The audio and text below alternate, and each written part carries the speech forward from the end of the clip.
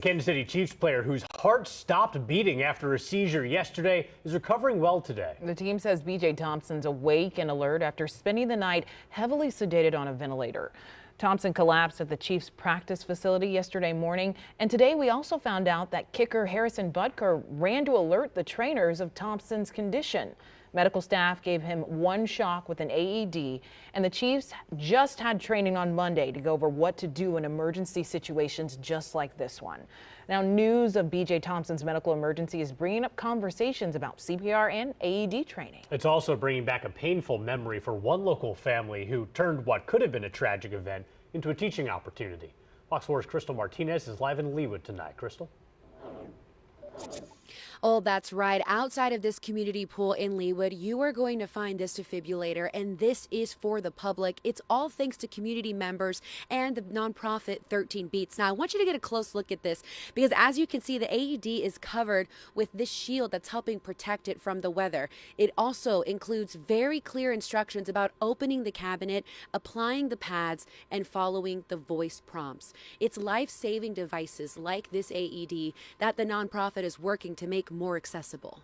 Yeah, it definitely takes us back to that day. It's a little PTSD. Almost 2 years ago, Ashley Dwight's then 17-year-old son went into cardiac arrest while at a baseball training facility.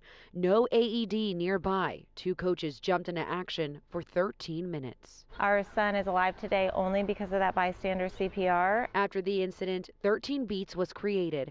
In the last year and a half, the nonprofit has taught over 1,500 people about bystander CPR, and it's helping get AEDs in more public places. In Johnson County, overall survival rates of cardiac arrest are about 15% last year. Johnson County MedAct Captain Joe Folsom says when someone intervenes by either starting chest compressions, using an AED, or ideally both, survival rate jumps up to 44%. The first link in the chain of survival is early recognition. Minutes that matter and could save a life. And we have no reason why this happened to him, so we still have no answers. Dwight says she is reminded of their mission each time she hears a similar story to her sons, like what happened to Chiefs player B.J. Thompson, who was hospitalized after going into sudden cardiac arrest. I've thought about him and his family and kind of knowing how that every hour looks when you're in that situation. And once you know everything's okay, it's still a long road.